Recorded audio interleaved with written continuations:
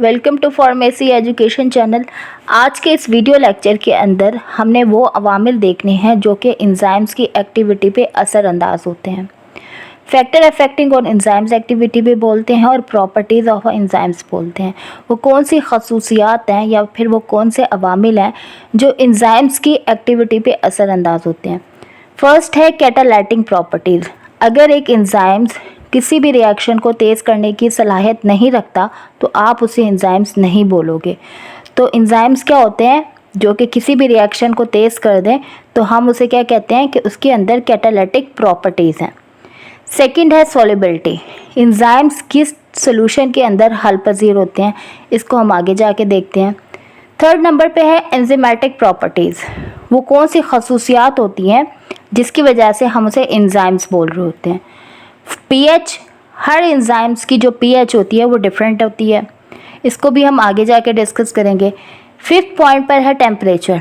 Enzymes को अपना काम परफॉर्म करने के लिए स्पेसिफिक दर्जा हरारत की ज़रूरत होती है।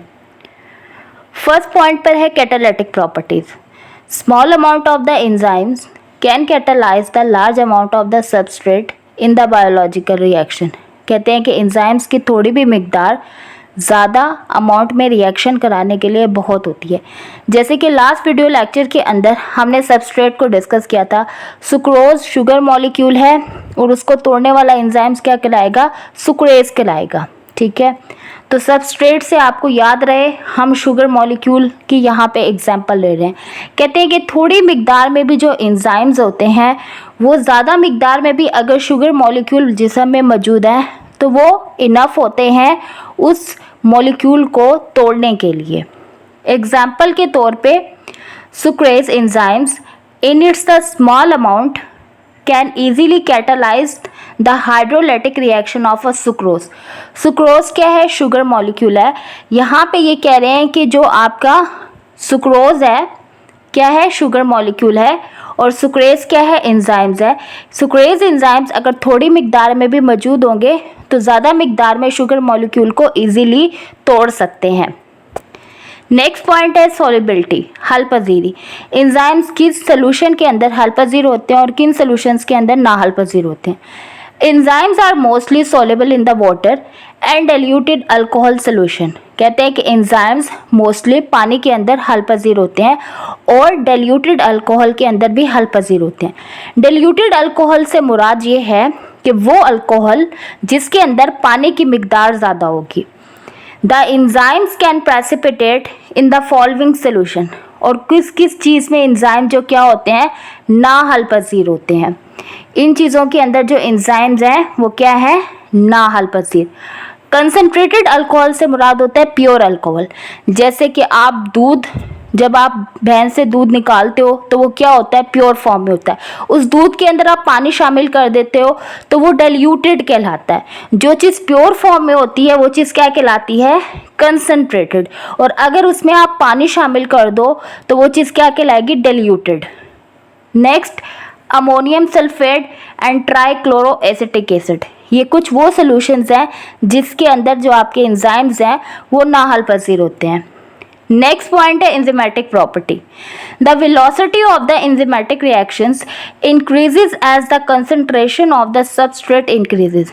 कहते हैं कि जिसके सतह, मतलब सबस्ट्रेट क्या है, वो सतह है जिसके साथ एंजाइम्स ने चिपक के काम करना है। कहते हैं कि जितनी आप सबस्ट्रेट, मतलब सबस्ट्रेट वाला मॉलिक्यूल बढ़ाते जाओगे, जो एंजाइमेटिक रिएक्शन है, जो एंजाइम्स का जो रिएक्शन करने का तरीका है, मतलब रिएक्शन को तेज़ करने का तरीका है, वो भी बढ़ता जाएगा।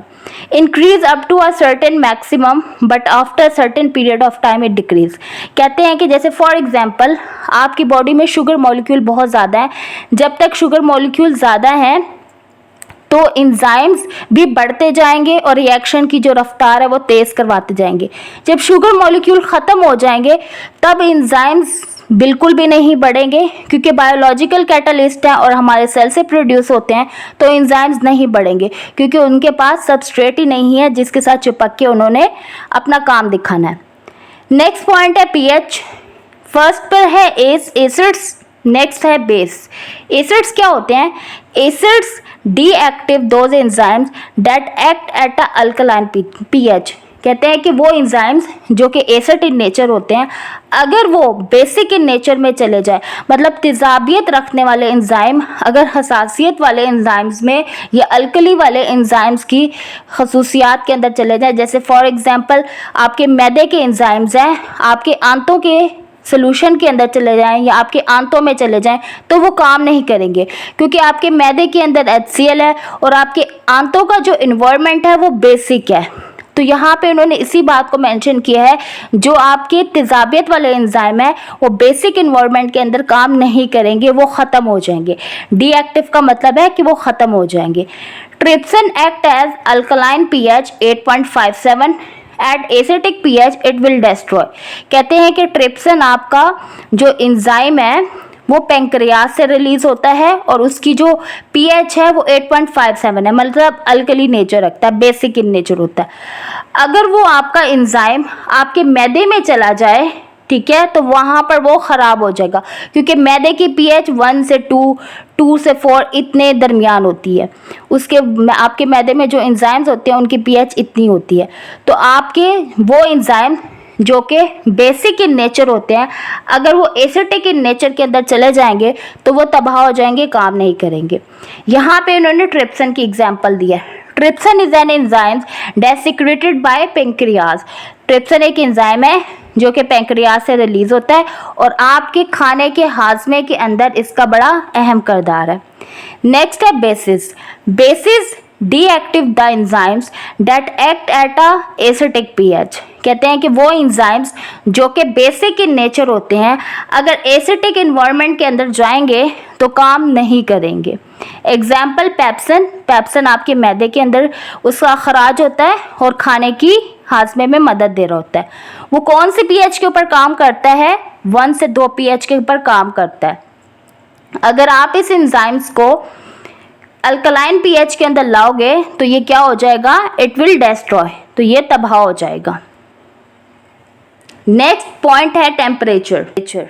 टेम्परेचर भी एंजाइम्स की एक्टिविटी के लिए बहुत ज़्यादा ज़रूरी होता है।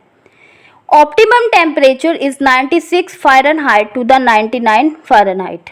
कहते हैं कि जो मेयारी टेम्परेचर है, मतलब ऑप्टिमम का मतलब होता है मॉडरेट, जिसके ऊपर जो एंजाइम्स होते हैं वो अपनी मैक्सिमम एक्टिविटी को शो कर रहे होते हैं, मतलब अपना मैक्सिमम काम दिखा रहे होते हैं।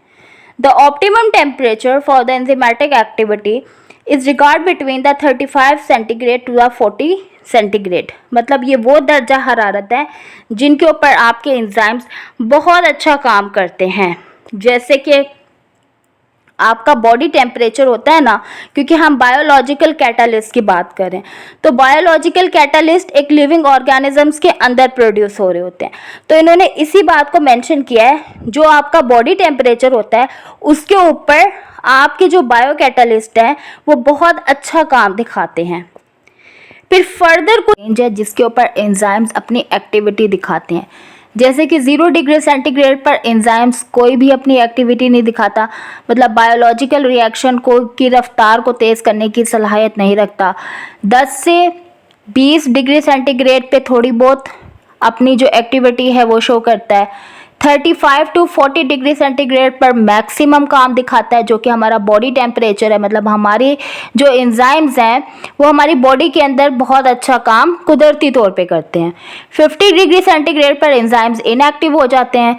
60 डिग्री सेंटीग्रेड पे एंजाइम डिस्ट्रॉय हो जाते हैं। In solid condition it may be stable up to 100 degree centigrade. और सॉलिड कंडीशन के अंदर भी, मतलब ठोस हालत में जो एंजाइम्स है वो 100 डिग्री सेंटीग्रेड के ऊपर भी स्टेबल रहते हैं। ये जो एंजाइम्स की एक्टिविटी है ये एक लिविंग ऑर्गेनिजम्स की बात हो रही है, मतलब लिविंग ऑर्गेनिज्म के अंदर जो एंजाइम्स की एक्टिविटी है, किन किन दर्जा हरारत के ऊपर एंजाइम्स अपनी एक्टिविटी शो करता है, ये उन दर्जा हरारत और एंजाइम्स की एक्टिविटी के बारे में बात हो रही है। बाकी इंशाल्लाह हम अपने नेक्स्ट वीडियो लेक्चर में डिस्कस करेंगे। तब तक के लिए अल्लाह हाफिज़, टेक केयर।